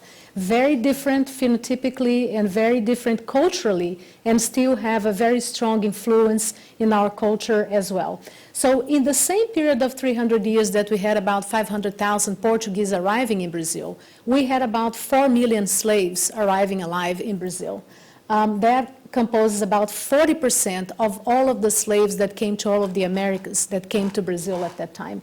So this was a very strong and important part of our composition as well. So we have approximately now, we started out with approximately 4 million people from the native Brazilians, about 4 million slaves that came from Africa, and about 500,000 people from the European continent. And the intermixture between these different races gave rise to the very heterogeneous population that we have, with people with different colors and shapes, and obviously very intense cultural background related to these different races. So the question was, what was the composition, what was the role of each one of these populations to the makeup of the Brazilian population in terms of genetic background? So two groups from our university in Minas Gerais, the group of Vânia Prado and Sérgio Pena, performed a series of studies studying markers at the mitochondrial DNA to determine somewhat the maternal lineage in the Brazilian population, other markers in the Y chromosome to determine the paternal lineage, and also autosomic markers. So this first study that is shown here shows the results of Vânia's group studying the mitochondrial DNA. So they took a number of individuals from different regions of Brazil, the northern region, the northeast, the southeast, and the south region of Brazil, the southern region of Brazil, and they chose markers in the mitochondrial DNA that were characteristic of Native Americans, of African and European descent. And what we see is that there was a predominance of Native American in the northern region of Brazil. There was a predominance of African mitochondrial DNA in the northeast region of Brazil and of European DNA in the southern region of Brazil. And that is very much in tune with what we saw in terms of occupation by the different races at the time of the formation of the population. Interestingly, this area, the southeast region of Brazil, has a pretty similar distribution of these characteristics amongst the different populations that were analyzed, being more representative of the country as a whole. So we have differences in different regions, but we have that the southeast is more well balanced in terms of the expression of this different mitochondrial DNA representation. If we take the Native American and the African, we have about 60%, a little over 60% of the mitochondrial DNA in Brazil coming from Native Americans and Africans, which is also very in tune with what we know about the history. We'll come back to that very soon. In terms of the Y chromosome markers, Sérgio's group now chose a number of markers that were very typical from Y chromosomes from Europe, different regions in Europe, some regions in Africa, and some also that were particularly apparent in the native Brazilians, and determined the frequency of these markers in the Brazilian population, also subdivided by different regions or in the population as a whole. And what we see here is that there was a very strong predominance of European descendant Y chromosomes that was actually very similar in distribution to the one that is observed in the Portuguese population, with very little contribution of the African Y chromosome and a practically no contribution of the native Brazilian Y chromosome for the makeup of the population. So essentially what we have is that we have a predominance of the Y chromosomes from the European lineage, and we have the mitochondrial DNA predominantly from the native Brazilians and the African women, which, as Carlos mentioned also in his talk, represents a lot of what happened in terms of interactions between the different races in the country. So we had mostly Portuguese men coming, and then it was much more common for them to have relationships with these women than the other way around. And the question then became, what does that mean in terms of autosomic markers? So now Sérgio's group, as I mentioned before, and as you all certainly know, we are a very, very heterogeneous population in terms of look. So what Sérgio's group did was they chose a number of markers that were characteristic of the African population, and they calculated here what they call the index of African inheritance. So the higher your expression, the frequency of those markers in your population, the higher would be your index of African inheritance. So if we look here at the expression of these markers in an African population, they have a very high index. If we look at the expression of these markers in the Portuguese population that they included in the work, they have lower frequencies, and there is no overlapping between the two populations, showing a good segregation of these markers in an African versus an European population. Now here in the middle, we have an interesting finding, which is the fact that Sérgio's group took a sample of Brazilians, and these Brazilians were classified based on phenotypic traits such as skin color and facial features into black, white, or intermediate Brazilian. So if a person had light skin, light hair, and they would be classified as a white person, but if it had a dark, wavy hair, curly hair, and a dark skin, would be a black. If it was somebody like me, it would be classified as an indeterminate, so like sort of, I don't know. So this person would be here in the middle. And as you can see, regardless of the phenotypic classification as black, white, or intermediate, it's very heterogeneously distributed, this index of African inheritance in the Brazilian population, which means to us that it doesn't really make much sense in Brazil to subdivide the population based on phenotypic characteristic as black, whites, or intermediates, because considering these markers, they're very, very similar amongst each other. So in Brazil, it is very difficult to talk about race based upon your appearance. So if you take a regular intermediate Brazilian such as me, I can be as European as Tanya is, or I can be as African as Gisele is. So it doesn't make any sense to talk about the discrepancy of colors with regards to race in Brazil. And that's a very powerful and interesting characteristic of our population. So this heterogeneity was also seen so this population here was from the southeast region of Brazil, but if they took samples from all of the other regions, regardless now of the color and the phenotypic characterization, we are as heterogeneous as one can be. So that makes our population interesting to study genetic characteristics, although it's a very challenging thing because we are really very admixed, so that has to be kept in mind when we talk about genetic characteristics. But I do agree with Carlos that it's very critical to study these admixed populations, because one characteristic that is found to be important in a given population may not really apply to the ones that are so admixed as we are in Brazil. So our lab has been interested in the past years to decipher the mechanisms that are involved with the establishment of what we call a protective or a pathogenic immune response in individuals that are infected with different parasites, particularly Leishmania and Trypanosoma cruzi. And we know that independent of whether which parasite we're talking about, after the infection, a number of events will happen between the contact of the host or the parasite with the host. And these interactions that happen here will drive will have a consequence that can come into two directions, essentially. Either the host can control the parasite and lead to the cure of the parasitic infection, or the host may not be able to completely control the parasite, and that will lead to the establishment of the disease. Now, in the case of parasitic diseases that represent years and years of coevolution, it is very common that in an endemic population, we have a dichotomy of the evolution of the disease that will happen in such a way that most of the individuals will develop what we call a mild form of the parasitic disease. That's a good balance between the host and the parasite.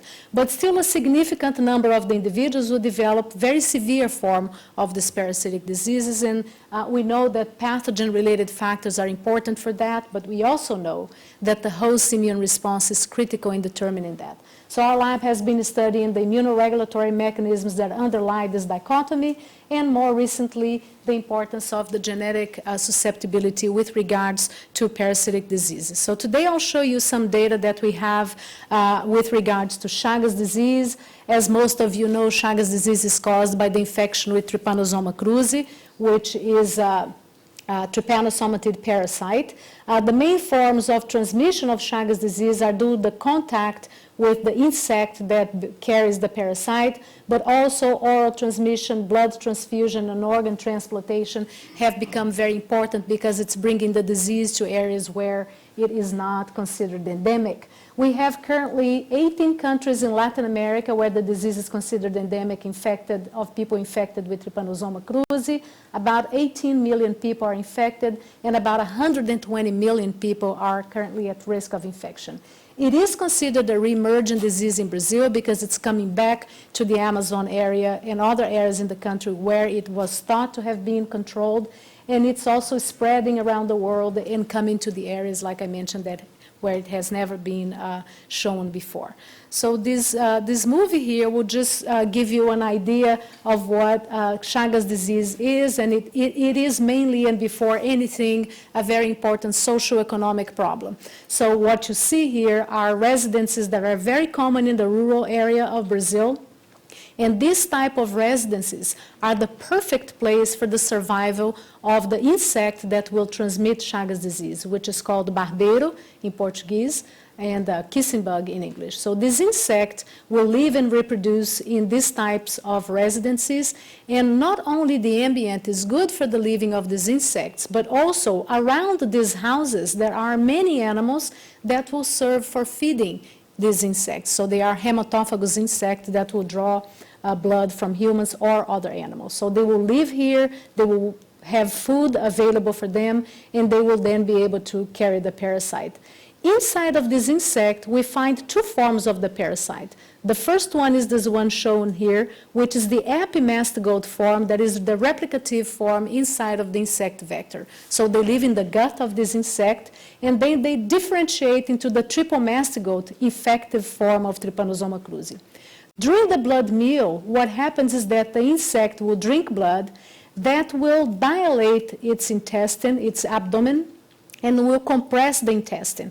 During that compression, what happens is that the insect will defecate, and the feces will contain the infective triple mastigote form of Trypanosoma cruzi. So that will get in contact with the skin of the host will scratch that area because of the bite, and the parasite will enter the host's organism. Inside of the body, Trypanosoma cruzi is a very, very promiscuous parasite that will enter in many different cell types, particularly macrophages and monocytes in the blood, which are important for the immune response. But one of the target cells of Trypanosoma cruzi is this cell shown here, which is the cardiomyocyte that happens in the heart. So Trypanosoma cruzi is capable, and it actually has a tropism for cardiomyocytes. It will enter the cell, it will differentiate into another form of multiplication, which is the amastigote form of Trypanosoma cruzi. It will undergo many divisions, and it will also now differentiate again into the active, highly motile triple mastigote form inside of the cell. Because this form is so motile inside of the cardiomyocyte, it will start moving around so much that this will lead to the rupture of this cardiomyocyte, which is one of the causes of the pathology associated to Chagas disease. And as you can see here, this cell will eventually burst, release these parasites, who now can parasitize other neighboring cells, or falling into the blood can be further captured by the insect during its blood meal, closing the cycle of infection of Chagas disease. So essentially, this is an important point for closing the biological cycle of the transmission of Chagas disease. So after the infection, and this picture here is a painting by a Brazilian painter called Cândido Portinari. What you see here is a little boy with a sign over his eye. It's called the Romanha sign, which is the sign that swells upon the contact with the insect for transmitting the parasite. So after the infection, the patients will undergo two phases. First, what is called the acute phase of Chagas disease that lasts between 2 and 4 months and is characterized by very high parasite levels in the blood as well as in heart cells. And after the immune response starts to be mounted, what happens is that the parasite levels that are so high during the acute phase are controlled and reach subpatent levels. This control of parasitemia by the immune response is concurrent with the transition between the acute and the chronic phase of the disease. Now, in the chronic phase of Chagas disease, most of the individuals will develop what we call the mild form of Chagas disease. These patients are named indeterminate patients, and they have virtually no signals or clinical signs of Chagas disease whatsoever. The disease can only be evidenced by serological examination, so they have no clinical disease. However, about 30% of the individuals will develop very severe forms of Chagas disease, the ones that can lead to dilation of digestive structures leading to death, and the ones that lead to dilation of the heart, which is the most deadly form of Chagas disease, which is called the cardiac clinical form of Chagas disease. So obviously the question is why that happens. Why some individuals have no disease, whereas others have very severe cardiac disease. And one interesting aspect between these two different groups of patients is that the indeterminate individuals have no inflammation associated to the infection, whereas the cardiac patients, for example, have a very high inflammation, which ultimately is what leads to the tissue destruction that is observed in these patients. So when we think about a situation of homeostasis in an individual, it's obviously a very heterogeneous, very complex mechanism that will involve many different systems. But from the immune system point of view, it is very important to maintain a homeostasis in this response. And this homeostasis is reached essentially in a very simple definition here by the balance between two different environments that I call here an inflammatory activating environment versus a regulatory environment. So these two different environments need to be balanced for the person to be in homeostasis and in health.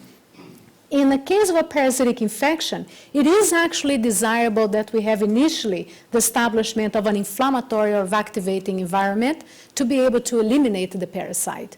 Now, if this inflammatory environment is not controlled, what happens is that you can lead to tissue destruction and the establishment of pathology. So it is very important that the regulatory environment acts together with this to keep the immune system and the immune response in check.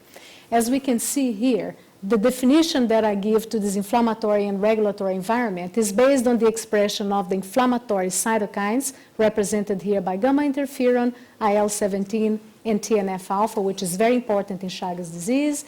And the regulatory environment is given by the presence of the immunomodulatory cytokine IL-10. So the cytokines will essentially orchestrate this response, keeping in check this homeostasis or not. What we think that happens is that the individuals with the cardiac form of Chagas disease are no longer able to maintain this homeostasis, maybe due either to an increase of inflammatory cytokines or to a lack of a regulatory response, or most likely a combination of both.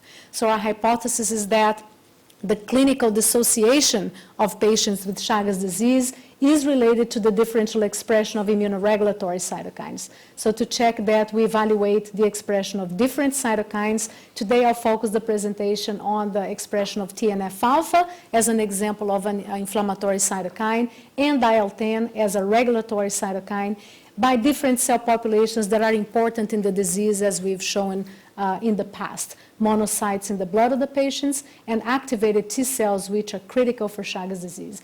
By the way, just a comment here, my first paper in Chagas disease, which came out during my graduate school in 1994, was on activated T cells and B1 cells.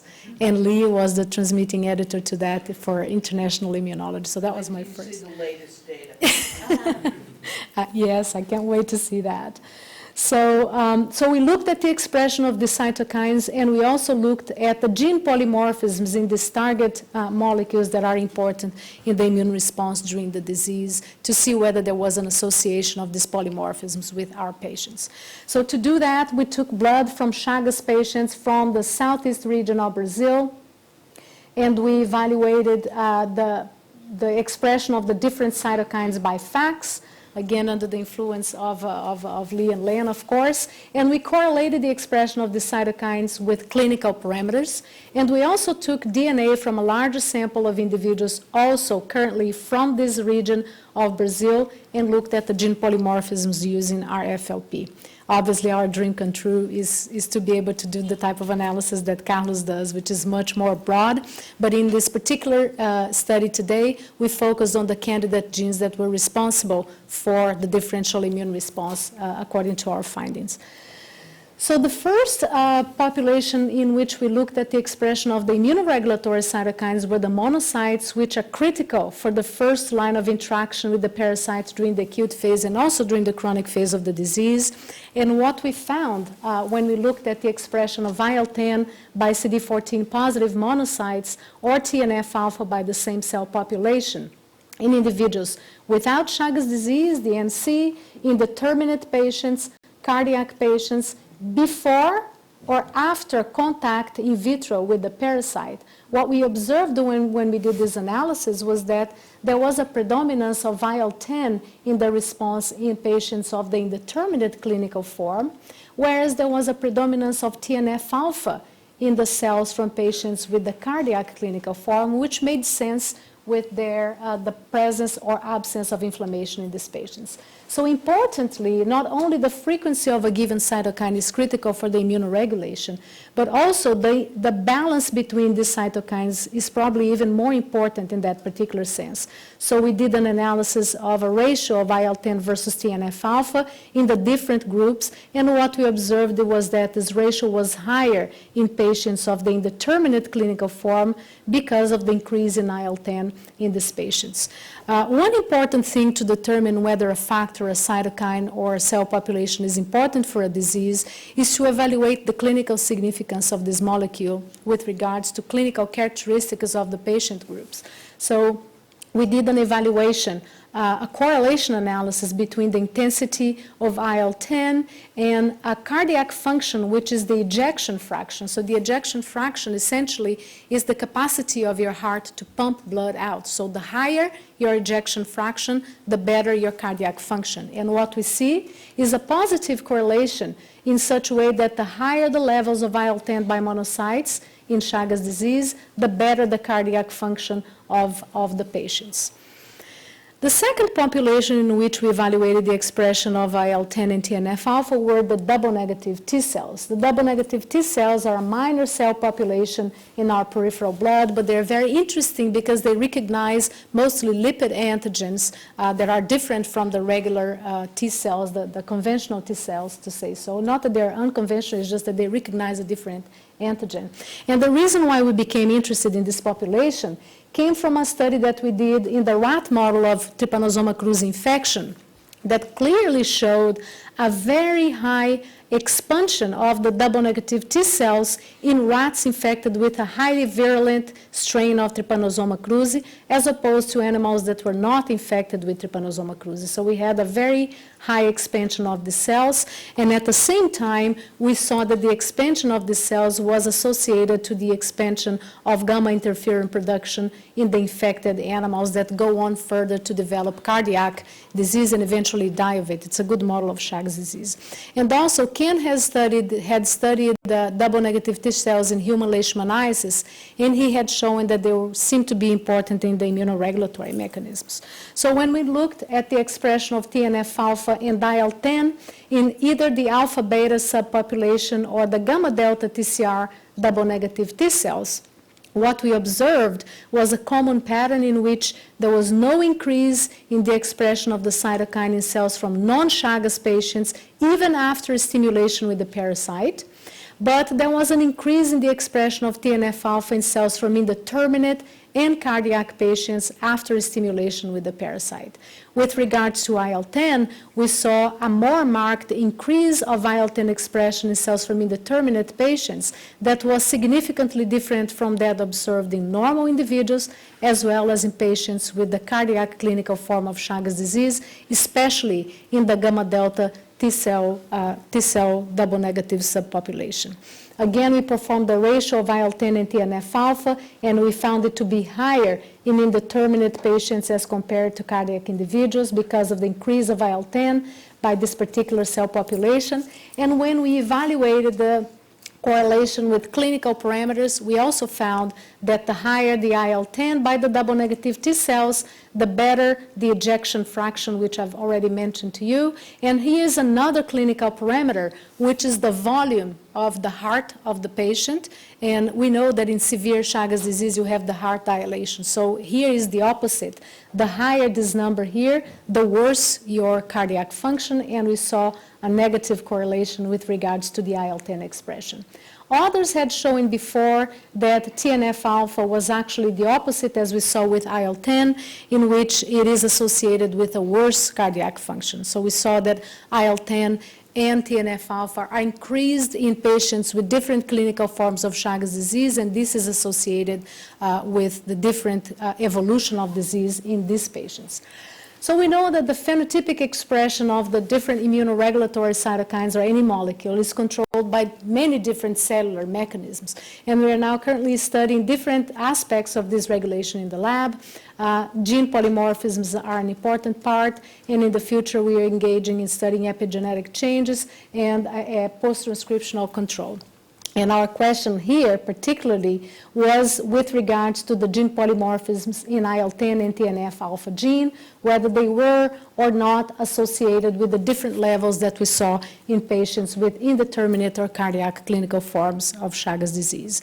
So what we did was a targeted gene polymorphism study looking at the polymorphism for TNF-alpha in the promoter region and for IL-10 also in the promoter region. The IL-10 polymorphism had been shown to be a functional polymorphism in which the appearance of the A allele is associated with the low expression of IL-10, whereas the G allele is associated with the high expression of IL-10. So this is the way we did the analysis using RFLP. We have here homozygous individuals for the wild-type allele for IL-10, showing a particular pattern of bands, a homozygous for the polymorphism with a different pattern of band, and the heterozygous individuals combining the two forms. So that's how we genotype our individuals that came from the southeast region of Brazil.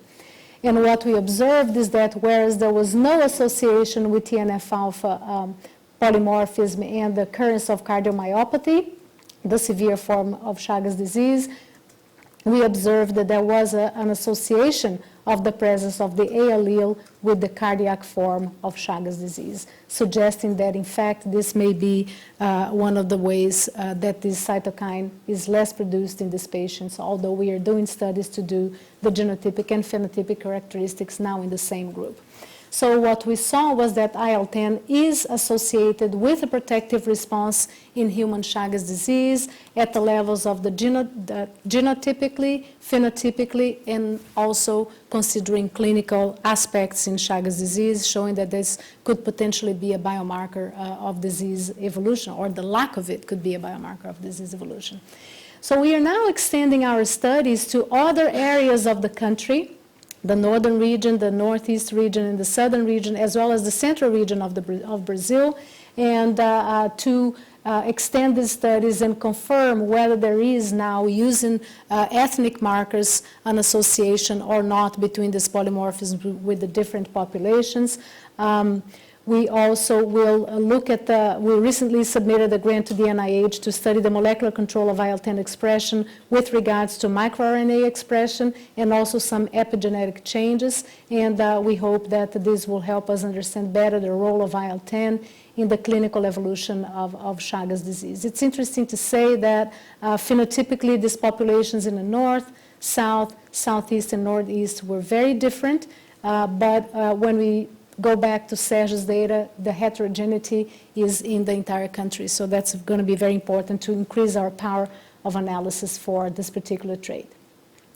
These are the people that were involved in these studies, a very highly phenotypically diverse group of students that worked on the phenotypic as well as genotypic analysis of these studies.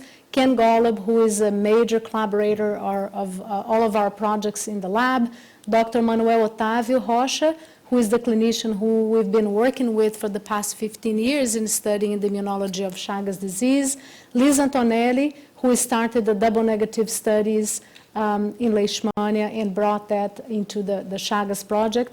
And we've been funded by the Brazilian Science and Technology as well as Health Ministry for that second consortium that I mentioned with regards to the genetic analysis of the whole Brazilian population, and also by the NIH. And I could not finish my talk without showing a picture of Len's birthday 5 years ago.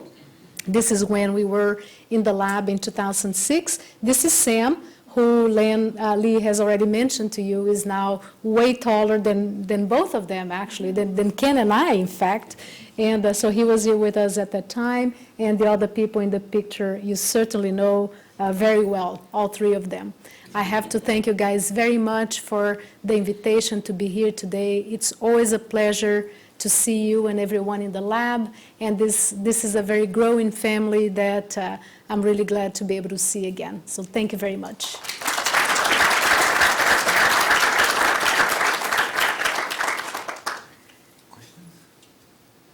Yes. Great talk, Val. Thank you. So, Chagas disease is also prevalent in Africa, right? So, Actually, it's not. Repeat the question. She asked if Chagas disease is also prevalent in Africa. So the trypanosomatid that we see in Africa is the one that causes sleeping sickness, is Trypanosoma brucei. Yes. So the cases that have been identified in Africa, so in terms of endemicity, it is not. But there are cases that were recently identified in many different countries, including African countries as well. So there were recently reports in Angola of autochthonous cases, and even here in the States. But as an endemic disease, it's not considered endemic in Africa. so I was thinking, then you have a great control, but I guess not during the week. Right, yes. Yes. Did you find differences in susceptibility that may be related to ancestry? We haven't looked at that yet, Carlos. So now we want to add those markers in the whole population. So what happened was that these first studies were done in the population in Minas, and you saw that we have a fairly small group. Now that we put together the consortium, we have approximately 1,200 samples, and that's where we are hoping to be able to extend these and put the racial markers as well to see whether there is any segregation or not. But in the indigenous community, for example, did they have Chagas? I mean, how long, because it's an interesting question, right? It is very interesting. It is extremely hard in Brazil to do any type of work with the indigenous population. You probably run into those problems as well. We have a collaborator in Brazil now, Eduardo Tarazona, at our university, that has access to the indigenous population. We don't have any data. The health ministry does not have any data of Chagas disease occurrence. There is no exams or anything done in those populations. So we're eager to develop that study as well, because that would be extremely interesting. Now, one thing to say is that Chagas is coming back to the Amazon jungle area. In the past, let's say 5 or 6 years, there have been many new cases that were identified there.